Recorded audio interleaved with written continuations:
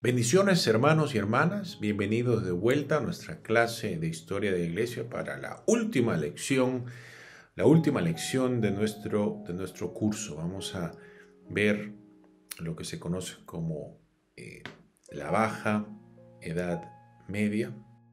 Vamos a ver los últimos siglos, vamos a ver desde el siglo XI hasta finales del siglo XV. Vamos a llegar hasta justo antes de la Reforma Protestante. Eso ya queda para ser cubierto en otro curso. Pero esta es nuestra meta. Allá estamos yendo para terminar nuestro curso con la bendición del Señor. Vamos entonces a ver, como pueden ver en las diapositivas, el título que he puesto a esta última sección es Decadencia Medieval y el impulso de reforma. Y es que se han dado cuenta de muchos problemas que están ocurriendo. El último evento que resaltamos en la lección anterior fue la división entre el este y oeste, motivado hasta cierto punto por las diferencias políticas que ocurrían, que habían entre las dos iglesias, pero vemos que también habían problemas que todos dentro de la iglesia podían darse cuenta, que había corrupción que tenía que resolverse. Y por eso seguimos en el siglo XI, para finales del siglo XI, en el año 1073, surge el papado de esta figura de Gregorio VII. En la lección anterior mencionamos a dos papas, como dos papas claves, que dependiendo del libro de historia que uno lea, se identifican como el primer papa. El primero fue León I, el segundo fue Gregorio I también. Algo similar ocurre en este último periodo de la Edad Media. Van a resaltar dos papas. El primero de estos va a ser Gregorio VII. El otro va a ser Inocencio III, y a su tiempo lo vamos a considerar. Pero Gregorio VII resalta porque es un papa que va a expandir también mucho el poder papal. Pero esto es en relación justamente al intento de reformar a la iglesia. Gregorio VII, conocido antes de hacerse papa como Hildebrando de Soana, él tenía el ánimo de reformar a la iglesia, de corregir los abusos que estaban ocurriendo. Y uno de los males principales era la simonía, la venta de cargos eclesiásticos, ¿no? Esta corrupción en la que se daba algún cargo especial, no por mérito espiritual, por llamarlo así, sino al mejor postor. Así que recuerden que en este tiempo ya los obispos eran señores, eran príncipes, tenían mucho poder secular, y entonces eran cargos importantes. Entonces se traficaba, por decirlo así, con estos cargos, y por eso es que surge este reformador, que también viene de un trasfondo monástico, y quiere traer un poco de la mejor versión del monaquismo, la disciplina a la iglesia católica romana.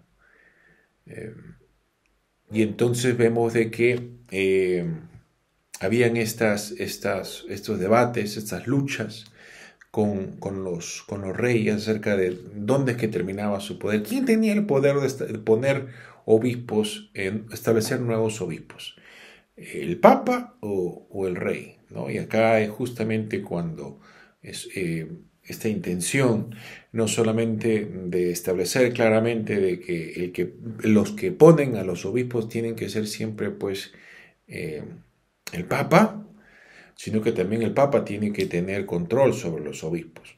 En el caso de Gregorio VII, él lo quiere hacer todo con el buen propósito de tener a la iglesia en pureza, pero lo cierto es de que con todo lo que hace va a extender el poder del Papa, ¿no? De tal manera para que sea él quien, y no ningún rey, el que establezca y confirme a los obispos, y también él va a formar un equipo de delegados, de representantes, para que él también siempre pueda tener control de estos obispos. Entonces se dan cuenta cómo se va expandiendo el poder del papado. Aunque como vamos a ver, Gregorio nunca llega a ejercer él mismo este poder absoluto. De ahí es donde entra la figura de Inocencio, ¿no? Pero eso lo vamos a ver todavía en unos minutos. Antes de eso, mencionamos que en el año 1088 surge la primera universidad en un sentido moderno. Habían existido desde antes de este siglo y en diferentes partes escuelas superiores, pero en el año 1088 surge esta Universidad de Bolonia, que a propósito sigue funcionando hasta el presente. Esta es la universidad más antigua del mundo, en Italia. Fue fundada en 1088. Estamos hablando de que ahora en el 2088 van a celebrar mil años de funcionamiento. Pero lo que va a distinguir a esta y otras universidades similares que van a surgir en este periodo es que es una institución de educación superior que van a dar títulos y que van a seguir funcionando hasta el presente, y por eso se les conoce como universidades, ¿no? Y estas universidades no es que surgen de la nada. Ya para este tiempo, o sea, pues nosotros habíamos mencionado la importancia que tenían los monjes para la preservación de la cultura antigua. En sus monasterios es donde se impartían los conocimientos, se enseñaban, se guardaban los libros, se copiaban, se tenían estas grandes bibliotecas. Entonces habían estas escuelas monásticas, pero también habían estas escuelas catedralicias, es decir, establecidas en catedrales donde estaban los obispos para la instrucción avanzada de los sacerdotes. Y es justamente de estas escuelas catedralicias monásticas que se van a desarrollar las universidades, cuando estas escuelas llegan a obtener un grado de independencia y obrar de manera separada de la iglesia. Así es como van a surgir las universidades. En el caso de Bolonia, que es la primera, ¿no?, que surge, aunque no va a ser la única, ¿verdad? Destacó en el campo legal, el derecho canónico y civil.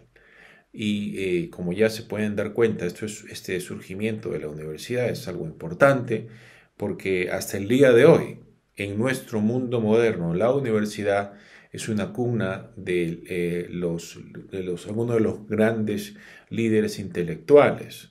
Vamos a ver a su tiempo también, bueno, ya en la siguiente clase, de que el más famoso de los reformadores protestantes no solamente va a ser un sacerdote, sino también va a ser un profesor de universidad. Entonces vemos aquí la importancia de estas universidades.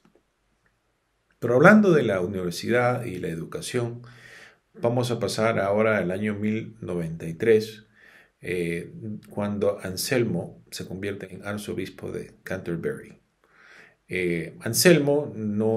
Canterbury está en esta zona, región británica, pero Anselmo no era de allá, Anselmo era italiano, pero era un monje benedictino que llega eventualmente a esta región británica y llega a alcanzar el cargo de arzobispo de la iglesia en Britania, sino porque se le conoce como el padre de la escolástica, ¿no? Y la escolástica es justamente, acabamos de hablar de la universidad, va a ser el método de investigación, de estudio que va a dominar las universidades medievales, y la escolástica consiste en este esfuerzo de armonizar la fe cristiana con la razón humana, ¿no? Entonces se va a tratar de encontrar una, por decirlo así, ¿no? De manera figurativa, un matrimonio entre la fe y la razón, ¿no? Entonces se van a estudiar también la filosofía, incluso clásica, y se va a intentar reconciliar en el sentido de demostrar la razón de que la religión cristiana es algo racional y se puede defender racionalmente, ¿no? Entonces, justamente, Anselmo es un ejemplo de esto y por eso también se le conoce como el padre de la escolástica, ¿no? Él desarrolla un famoso argumento ontológico para demostrar la existencia de Dios. Este argumento es tan complicado que no voy a intentar explicarlo acá porque me voy a enredar, pero podrían ustedes tal vez investigarlo por su cuenta, el argumento ontológico de Anselmo. Pero también en otra obra influyente de él, él escribe un libro conocido como ¿Por qué Dios se hizo hombre? Y acá es donde vemos pues este método escolástico, porque uno normalmente en la iglesia, ciertamente en las iglesias evangélicas, uno intentaría demostrar esto a partir de la Biblia, ¿no? Citando versículos bíblicos, así demostramos de por qué es que Dios se hizo hombre. Pero eh, Anselmo intenta demostrar esto sin citar a la Biblia, no porque no la crea, sino porque él cree pues justamente de que la fe cristiana es una fe racional. Entonces él intenta demostrar por qué es que Dios hizo hombre y solamente apelando a la razón, ¿no? Y entonces esto es lo que demuestra este método escolástico. Pasamos al año 1095, en la que el Papa Urbano ordena la primera cruzada. Las cruzadas, ustedes, me imagino que la mayoría de ustedes han escuchado, son estas campañas militares en la que se intentaba lograr un objetivo religioso, ¿no? Fíjense que esta es ordenada, el que convoca la primera cruzada, esta guerra santa, ¿no? Que huestes cristianas vayan a la guerra con un propósito. Esto es convocado por el Papa, ¿no? Por Urbano II.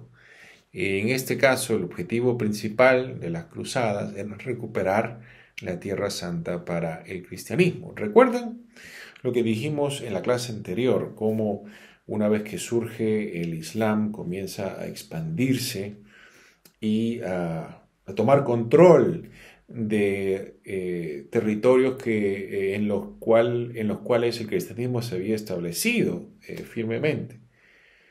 Eh, Bueno, la pérdida del territorio que más, por decirlo así, le dolía a la iglesia era la Tierra Santa, porque ahí es donde había nacido, se había criado, donde había muerto, donde había redimido al mundo nuestro Salvador, el Señor Jesucristo. Por eso es de que el Papa Urbano, ya fíjense la influencia secular que él tiene, que puede ordenar a ejércitos a ir a la guerra. Y lo hace una vez más para vencer a los musulmanes y tomar control de la tierra santa. Eh, Fíjense que se le llama la primera cruzada. Van a haber otras campañas militares y a veces las metas van a cambiar, pero a pesar de estos cambios, hubo un logro muy importante, que es que los cruzados sí llegaron a echar a los musulmanes de la Tierra Santa, o al menos de Jerusalén, por cierto tiempo, y ellos establecieron un reino latino en Jerusalén entre los años 1099 y 1291. Estamos hablando pues de casi unos 200 años.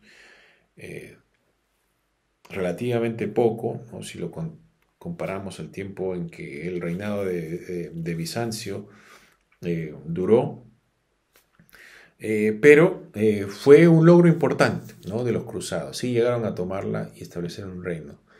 Eh, Como dijimos, hubieron varias cruzadas, eh, pero una vez que el papado comience a perder eh, poder, control de Europa, en gran parte debido a la reforma del siglo XVI, entonces ya esto va a traer consigo el fin de las cruzadas. Pero pasando ahora a otro evento, en el año 1140, Graciano produce su famoso decreto de Graciano. Graciano era un monje benedictino. Fíjense cómo seguimos hablando de la orden benedictina, fundada por Benito. Lo mencionamos en la clase anterior, vemos que sigue sintiéndose su influencia. Pero ya no Benito, sino Graciano, él intenta armonizar los diferentes cánones de la iglesia. Ustedes saben, en esta clase hemos aprendido de que la iglesia ha estado celebrando concilios desde el inicio. ¿Se acuerdan del famoso concilio de Jerusalén que leemos en eh, el siglo primero en la Biblia, el capítulo 15 de Hechos? Y estos concilios han emitido algunas normas. Y entonces, ya para este siglo XII, se habían celebrado muchísimos concilios y la iglesia había, obviamente, en diferentes lugares, porque no todos estos eran concilios ecuménicos, aunque habían algunos, ¿no? Pero la gran mayoría de estos eran concilios que se celebraron en diferentes, no eran ecuménicos, eran provinciales.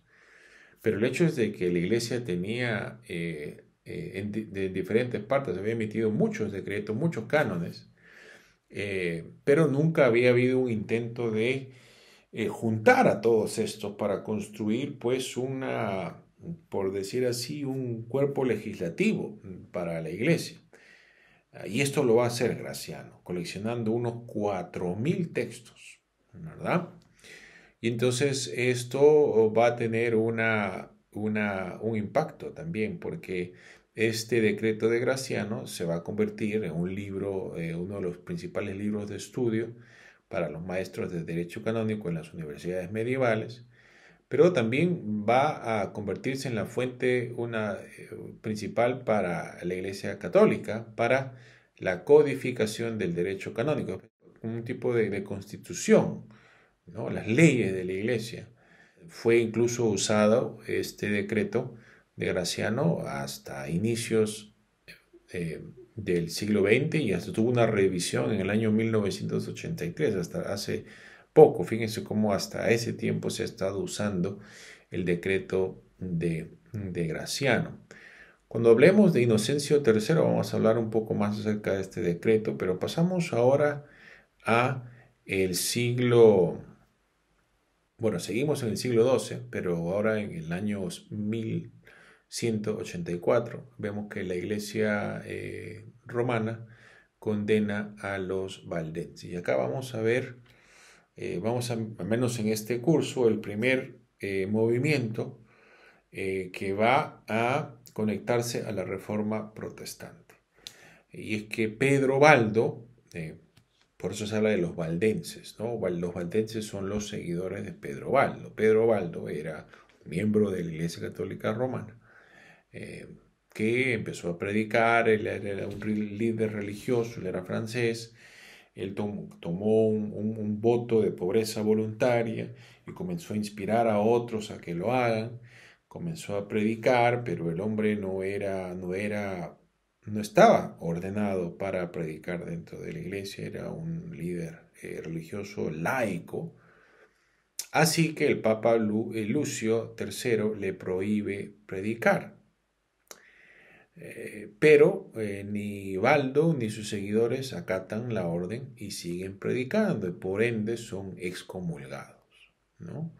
Ahora, Baldo fallece, muere en el año 1205 aproximadamente, pero sus seguidores, los valdenses, van a seguir predicando, y como predicaban y desobedecían la orden papal, tenían que viajar de un lado para otro para que no sean perseguidos, pero eventualmente este grupo de los valdenses se van a unir al movimiento de reforma en el siglo XVI, y acá vemos a unos pioneros, por decirlo así, de la reforma protestante.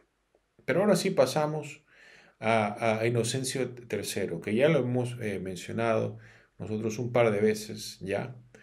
eh, y ahora sí vamos a explicar por qué lo mencionamos antes, por qué es tan importante Inocencio III. Ahora, para hacer esto, para explicar la importancia de este papa, voy a compartir con ustedes una cita bastante extensa. Es una cita sumamente extensa que es tomada del libro La Iglesia Católica, que fue escrita por un teólogo alemán que ya falleció, que se llamaba Hans Kuhn. Creo que en alemán se pronuncia King, pero no estoy seguro porque no hablo alemán. Pero autor, teólogo Hans King, a pesar de ser un autor católico romano, también es alguien que en este libro de la Iglesia Católica critica fuertemente muchas cosas de la Iglesia a través de la historia, y nos ofrece un análisis bastante objetivo de el reinado de Inocencio, y ya que es un papa tan importante, vamos a compartir. Voy a leer del libro de eh, Hans King, y les voy a pedir que me acompañen ustedes. Todo esto lo pueden encontrar en las diapositivas. Y esto resume el desarrollo del papado hasta este punto.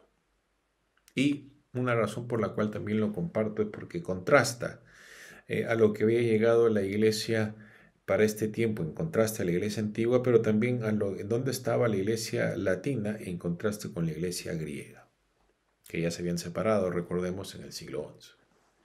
Dice así la cita: todo aquello por lo que Gregorio VII había luchado y sufrido y al final solo había conseguido en grado limitado, sus seculares e imperiales ambiciones para el pontificado, llegaron a realizarse de modo más completo durante el reinado de Inocencio III, tal vez el papa más brillante de todos los tiempos. En él coincidían por completo la ambición y la realidad. Con Inocencio III, la romanización alcanzó su punto álgido y se consolidaron 5 procesos superpuestos como sello del sistema romano que todavía perduran hoy en día. Número 1, la centralización. Número 2, la legalización. Número 3, la politización. Número 4, la militarización. Y número 5, la clericalización. Número 1, centralización. En la iglesia primitiva y en la iglesia bizantina se concebía todavía como hermandad desprovista de una autoridad centralista sobre todas las iglesias. Por el contrario, la Iglesia Católica de Occidente en tiempos de Gregorio VII e Inocencio III se presentaba a sí misma como una iglesia que en fe, leyes, disciplina y organización se orientaba por completo hacia el Papa. Esto ya no tenía nada que ver con los modelos originales de iglesia del Nuevo Testamento. Inocencio III prefería el título representante de Cristo, Vicarius Christi, al de representante de Pedro, que había sido utilizado por los obispos o sacerdotes hasta el siglo XII, y como papa se consideraba un nexo entre Dios y la humanidad. Punto número 2. Legalización.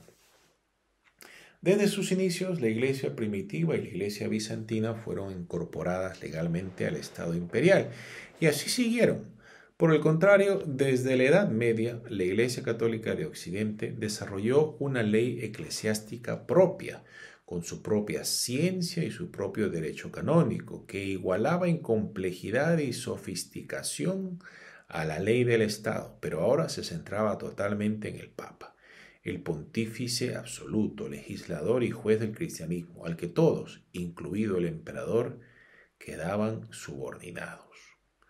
Punto número 3. Politización.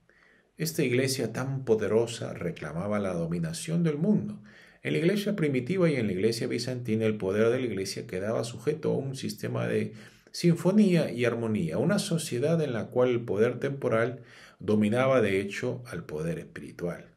En contraste con esto, desde la Edad Media, la Iglesia de Occidente, a través del papado, se presentaba como un cuerpo legislativo, completamente independiente de primer rango, que a veces conseguía también un poder casi total sobre el poder secular. Número 4. Militarización. La iglesia militante llamaba a la guerra santa. Las iglesias ortodoxas de Oriente también se enzarzaban en la mayoría de los conflictos políticos y militares del Imperio bizantino y a menudo legitimaban teológicamente las guerras o incluso las instigaban. Pero solo en el cristianismo occidental podía hallarse la teoría, una teoría agustiniana, del uso legítimo de la violencia para la consecución de fines espirituales, que finalmente permitió también el uso de la violencia como método de expansión del cristianismo. Contrariamente a la tradición de la iglesia primitiva, hubo guerras de conversión, guerras contra los paganos y guerras contra los herejes. Ciertamente, en una perversión absoluta de la cruz, hubieron cruzadas incluso contra hermanos cristianos. Punto 5. Clericalización. En las iglesias orientales, el clero, obispos aparte, seguía casándose y por lo tanto estaba mucho más integrado en las estructuras sociales. Por el contrario, el clero célibe de Occidente quedaba totalmente separado del pueblo cristiano, sobre todo por su situación no matrimonial. Disfrutaban de una posición social preeminente y distintiva que, debido a su perfección y a su moral más elevada, era en principio superior al Estado laico y quedaba única y totalmente subordinada al Papa de Roma. Ya con Inocencio se hicieron evidentes esas terribles manifestaciones de decaimiento que provocarían las principales acusaciones de los reformistas y que en parte han seguido siendo el distintivo del sistema curial hasta nuestros días. Hubo nepotismo y favores para los familiares de los papas, así como para los provisores y los cardenales, codicia, corrupción, encubrimiento y disculpa de crímenes y la explotación financiera de las iglesias y las gentes mediante un sistema hábilmente diseñado de impuestos y ofrendas. Mencionamos en esta cita, y espero que se den cuenta del valor de esta cita, realmente explica de manera muy apta, ciertamente de una manera mucho más clara de lo que podría yo ofrecerles, y por eso lo he leído.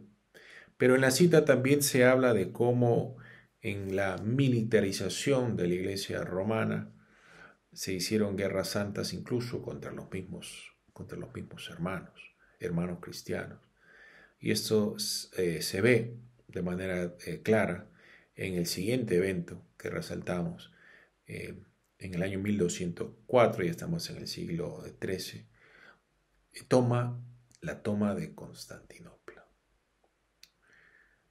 Dijimos que existieron varias cruzadas, no solamente una. En la cuarta cruzada, el príncipe bizantino Alejo IV había ofrecido una recompensa a los cruzados para que le ayuden a recuperar su trono. El padre de Alejo había estado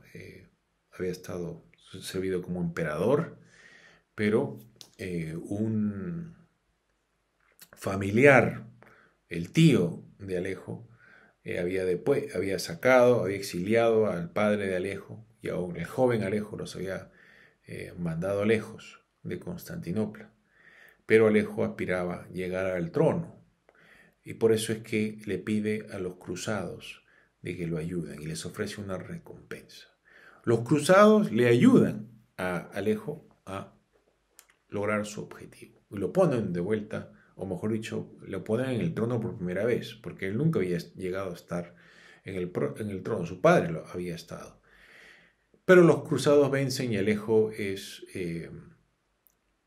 llega a asumir el trono que tanto. Pero esa dicha no le va a durar mucho. Sus enemigos lo van a destronar. Otro aspirante al trono lo va a ejecutar, Alejo Ducas. Pero, ¿qué va a ocurrir con los cruzados? Que ellos todavía van a querer de que quien sea que esté, que sea rey, les pague todo el dinero que les había ofrecido Alejo. Como se pueden imaginar, el que venció a Alejo, Ducas, se rehusó a cumplir con lo que el otro les había prometido, así que los cruzados sitiaron Constantinopla, la bordearon y finalmente la invadieron y establecieron un nuevo imperio, un imperio latino en Constantinopla, en la cuna del cristianismo ortodoxo, griego, bizantino.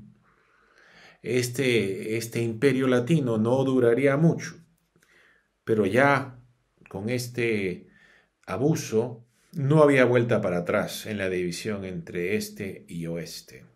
Y es que antes de que esto ocurra, sí habían habido algunos intentos de reconciliar a las iglesias, pero ya con esta ofensa, con esta violencia, porque cuando los cruzados llegaron a Constantinopla hicieron varios desmanes, no solamente es que la sitiaron para tomar control, sino que realmente pues abusaron de las personas allá. Y por eso es que la gente de Constantinopla finalmente los echó a los latinos. No les ofrecieron una mejoría a ellos. Y es esta lucha la que ciertamente termina sellando la división, este cisma entre el catolicismo romano y la ortodoxia griega. Siguiente evento que resaltamos en el año 1265 es que Tomás de Aquino empieza a escribir la Suma de Teología, su libro más famoso. Aquí no tenemos que mencionarlo porque si bien mencionamos a Agustín como el más famoso e influyente de los padres de la Iglesia antigua, Tomás de Aquino tendría que ser considerado el teólogo medieval más influyente. Y si hablamos acerca de la ciudad de Dios de Agustín, tenemos que hablar un poco, por lo menos, de la Suma de Teología de Tomás de Aquino. ¿Por qué se hace tan famoso Aquino? Porque mencionamos de que el método escolástico era característico de las universidades medievales. Bueno, Aquino fue el máximo representante de la escolástica medieval y él ofrece una síntesis completa entre la teología cristiana y la filosofía clásica, en particular la filosofía aristotélica, la filosofía de Aristóteles. Un ejemplo, ¿no?, de cómo es que se manifiesta esta síntesis entre la teología y la filosofía. En la Suma, por ejemplo, Aquino va a hablar de las 5 maneras en las que se prueba la existencia de Dios. Y estas 5 maneras o 5 vías las toma él de Aristóteles, en las que Aristóteles prueba la existencia del ser que mueve todo el universo. Obviamente Aristóteles no era cristiano, ¿no? Él vivió antes de Cristo, pero los argumentos racionales que él utiliza para demostrar la existencia del creador de todo, los adopta Aquino para el servicio de la teología cristiana. Además de eso, también la Iglesia romana adopta el tomismo como su filosofía occidental a inicios del siglo XX. Entonces, Tomás de Aquino ha tenido una influencia profunda en la iglesia romana. Él es celebrado incluso como un gran filósofo por personas fuera de la iglesia. Si quieren leer su famosa obra La Suma de Teología, en las diapositivas pueden encontrar el enlace para esa obra, para que puedan leerla en línea. Siguiente evento que resaltamos en este repaso, ya nos estamos acercando al final. En los años 1309 al 1377, casi fíjense, la mayor parte del siglo XIV, ocurre el papado de Aviñón, que en la iglesia romana es comúnmente conocido como el cautiverio babilónico de Aviñón, que fue forzado, por decirlo así, por el rey Felipe IV. ¿Por qué es que Felipe IV forzó a los papas de Roma que muevan su residencia a la ciudad francesa de Aviñón? Porque en esto consiste el cautiverio babilónico, que en vez de vivir en Roma, el obispo de Roma comenzó a vivir, o vivió por un tiempo, o vivieron por un tiempo en esta ciudad de Aviñón. Bueno, ya habíamos dicho nosotros de que los reyes y los papas tuvieron, si bien hicieron alianzas importantes, estas alianzas no siempre fueron perfectas. Hubieron, por decirlo así, roces, encontrones entre estos dos poderes, justamente tratando de determinar dónde era el límite de estos poderes que ellos, diferentes poderes que tenían. Felipe, por ejemplo, quería imponer unos impuestos al clero. Recuerden de que, como dijimos hace unos minutos, los obispos, los líderes de la iglesia, podían ser unos príncipes muy poderosos en este contexto. Y el rey, pues obviamente quería sacar impuestos a estos líderes poderosos. Pero los papas se oponían a esta política, y esto es lo que ocasionaba pues la tensión entre estos dos poderes. El Papa Bonifacio VIII, en el año 1302, publica una bula conocida como Unam Sanctam, que decreta de que era necesario para la salvación de que toda persona, incluyendo los reyes de la tierra, se sometan al obispo de Roma. Pero dijimos de que no fue Bonifacio, sino Inocencio, quien fue el papa más poderoso. Y es porque Bonifacio, aunque él publicó esta bula y declaró esto, el hecho de que no pudo él imponer su voluntad a Felipe, así que el rey Felipe arrestó a Bonifacio, y Bonifacio recibió un maltrato durante su aprisionamiento, y murió por las consecuencias de este maltrato. Su sucesor, el sucesor del Papa Benedicto XI, muere envenenado misteriosamente. Ya se dan cuenta de esta influencia que está poniendo el rey Franco. Clemente V, sucesor de Benedicto, comienza a oscilar su residencia entre Roma y Aviñón, hasta que finalmente el obispo, romano, el Papa Juan XXII, se muda permanentemente a Aviñón. ¿Y cuál es el propósito de mudarse? Bueno, eso le servía al rey francés, el rey Franco, porque el rey entonces podía ejercer mayor control sobre los obispos y los tenía cerca. Y curiosamente, no todos los obispos en este cautiverio van a ser franceses. Esto va a causar problemas para el papado, ya que esto lo va a desprestigiar contra los enemigos políticos del rey francés. En este tiempo estamos en medio de la famosa Guerra de los 100 años entre el Imperio británico y el Imperio francés, o mejor dicho, reinos, el reino inglés contra el reino francés. Eh, Van a haber un periodo de mucho conflicto entre estos dos poderes. Eh, el rey francés ya se dan cuenta que puede controlar al Papa en estos años. Eso no le va a gustar para nada al reino inglés. Ellos van a comenzar a tener cierto resentimiento con el papado. Y es que ya esto es lo que nos mencionamos, a esto es lo que nos referimos, mejor dicho, con el hecho de que el papado fue desprestigiado en gran manera eh, y comenzó a ganarse enemigos dentro del mismo Occidente.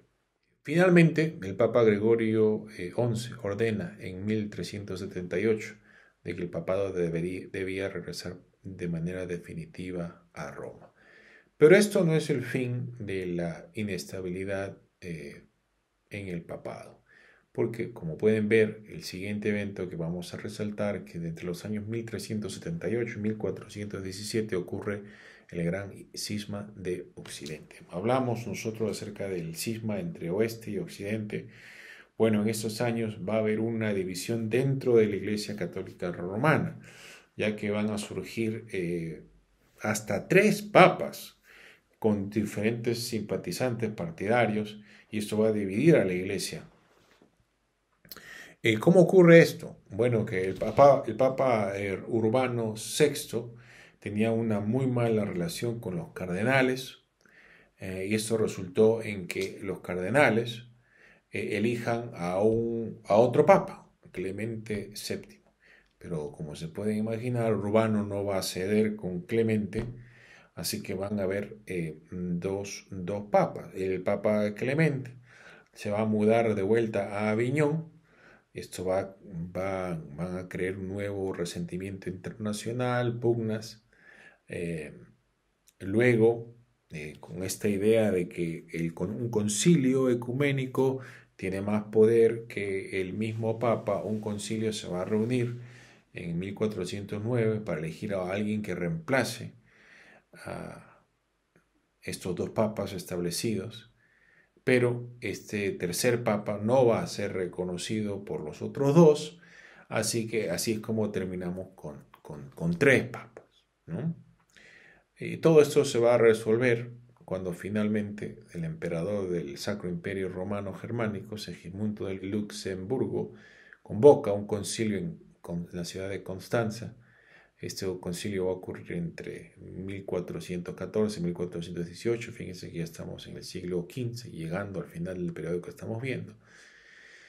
Y va a forzar a todas las partes a que reconozcan a Martín V como el único papa. Y esto va a traer fin a este gran cisma de Occidente, pero no va a ser el fin de los problemas para el cristianismo occidental.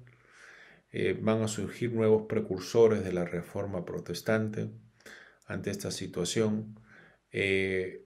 En 1382, fíjense que hemos retrocedido unos años, porque el gran cisma empieza en 1378, no se sana hasta 1417, pero entre estos años, Wycliffe, un miembro de la Iglesia, el británico, él completa la primera traducción de la Biblia al inglés. Él se le va a condenar por eso, aunque él no va a ser ejecutado. Pero esta traducción de la Biblia al lenguaje del pueblo va a ser uno de los precursores también de la Reforma, porque esta va a ser una de las grandes propuestas de la Reforma Protestante en el siglo XVI, que la gente necesitaba tener la Biblia traducida en su idioma. Wycliffe va a hacer eso, va a ofrecer una traducción al inglés en estos finales del siglo XIV. Otro reformador, precursor de la Reforma, que no tuvo tanta suerte, por decirlo así, como Wycliffe fue Hus. Bueno, se dice Hus en inglés, Hus se podría leer en español, es quemado en la hoguera en el año 1415. 1415. Él era un teólogo checo, criticaba la supremacía papal, se le prometió de que a él se le iba a respetar, que no se le iba a hacer daño si se presentaba en el concilio de Constanza que lo estaba juzgando. No se respetó esta promesa. Este concilio de Constanza que sanó, por decirlo así, el cisma occidental. Este mismo concilio va a condenar a Hus, y lo van a ejecutar, ¿no? Y no solamente Hus es importante mencionarlo por su crítica al papado, porque él anticipa de cierta manera la reforma, va a tener sus seguidores, los husitas, pero porque también va a servir como una lección para Lutero, porque viendo cómo la iglesia no respetó la promesa que se le hizo a Hus, él va a tener cuidado de no confiar en la iglesia como lo hizo en su momento Hus, y le va a ayudar a salir con vida Lutero en el siglo XVI. En el año 1453, y este evento para muchos marca el fin de la Edad Media, es la caída de Constantinopla. Hemos mencionado nosotros de que el inicio de la Edad Media es la caída de Roma, la primera capital del imperio, el antiguo imperio romano, en el siglo V. Ya a mediados del siglo XV, Constantinopla, la segunda Roma, fundada por Constantino, que se había mantenido en pie por todos estos siglos. La iglesia el imperio romano antiguo había continuado en Oriente como el imperio bizantino. Y si bien había sido tomada por los cruzados en la cuarta cruzada, todavía habían podido recuperar la ciudad y restaurar el imperio, aunque nunca llegaron a tener la gloria que tuvieron antes, ¿no?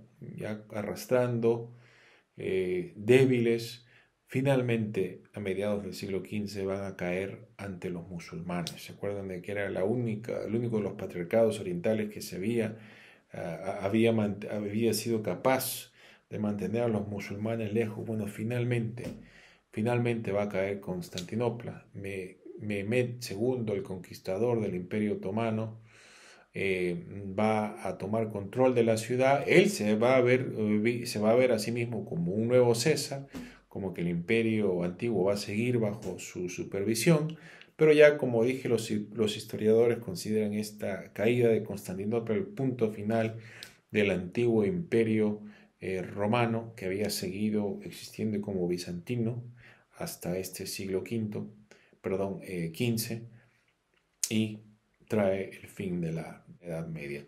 También porque hemos mencionado el Renacimiento, cómo va a haber este nuevo interés en el Occidente acerca de los clásicos de la cultura grecorromana, y esto va a traer un renacimiento cultural, artístico, hasta científico en Occidente, en la Europa occidental, y de cierta manera también va a producir la reforma. Bueno, esto va a ocurrir en cierta manera como resultado de la caída de Constantinopla, porque muchos cristianos griegos, escapando Constantinopla en esta caída, van a ir a Italia, y con ellos van a traer todo su conocimiento, todos sus estudios, la cultura griega que ellos preservaban, la van a traer al occidente, y va a ser uno de los elementos que van a ocasionar este renacimiento que marca el inicio de la edad moderna en el mundo. No podemos dejar de mencionar que en el año 1492, finales del siglo XV, ocurre el descubrimiento de América. La mayoría de ustedes que están viendo este video estarán muy familiarizados con este evento. Simplemente notar qué ocurre aquí. Notar también cómo esto también le va a ayudar a la Iglesia Católica Romana a mantener su poder, porque si bien va a perder mucho poder durante la Reforma Protestante, ya que van a tener territorios que se van a desligar de Roma. El descubrimiento de América va a significar de que la Iglesia romana va a expandirse, ya no en Europa, sino en las Américas, ¿no? En Centroamérica, en Sudamérica, y esto hasta el presente presenta el grueso de la Iglesia Católica Romana. Así termina la Iglesia medieval. Vemos que en este periodo se fragmentó, se dividió el cristianismo trinitario como resultado de los concilios ecuménicos. Vimos que las iglesias nestorianas se separaron de primero las nestorianas y luego las miafisitas se separan de las iglesias calcedonenses en el siglo V. Todas estas son iglesias trinitarias. Luego en el siglo XI se va a separar la ortodoxia griega del catolicismo romano. Todas estas divisiones siguen hasta el presente. Hemos aprendido un poco de cuáles son las diferencias teológicas de estos grupos, pero vemos que en este tiempo también se fortalece el papado, que ante el vacío que ocasiona la caída de Roma en Occidente, la falta de una figura unificadora, es el Papa, el obispo romano, quien va a cumplir eso, y va a extender su poder y va a lograr una fortaleza que ningún otro patriarca habría logrado. Con la caída de los otros patriarcados y finalmente Constantinopla, eso le va a permitir a ellos, a Roma, tener un poder que no va a poder ser tal vez que otros patriarcados no puedan competir contra él, pero vemos que también con este poder viene mucha corrupción que se intenta resolver de muchas maneras, y esto nos va a dejar con este impulso reformador que va a ocasionar el surgimiento de las iglesias protestantes en el siglo XVI. Pero esto ya queda para desarrollar en el siguiente curso. Yo les agradezco a ustedes su atención hasta el final de esta última clase, la lección 15. El Señor los bendiga a todos. Estamos para servirlos. En los materiales del curso pueden tener mi información de contacto. Vamos a cerrar este curso, este repaso de la Edad Media, con una oración. Padre nuestro que estás en los cielos, santificado sea tu nombre. Te damos las gracias, Señor, por la clase que nos has ayudado a tener. Te pedimos, Señor, de que no permitas de que esta clase, este conocimiento que hemos adquirido se quede como mero conocimiento en nuestra cabeza. Ayúdanos, Señor, a ver la importancia de todos estos eventos para el presente.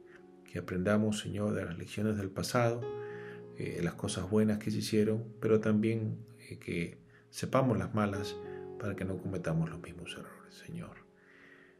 Ayúdanos, Señor, a apoyarnos del testimonio, de la doctrina, de los grandes maestros que tú has inspirado a través de la historia de la Iglesia, para que nosotros también podamos ser de mayor servicio a la Iglesia en el presente. Que todo sea para tu gloria.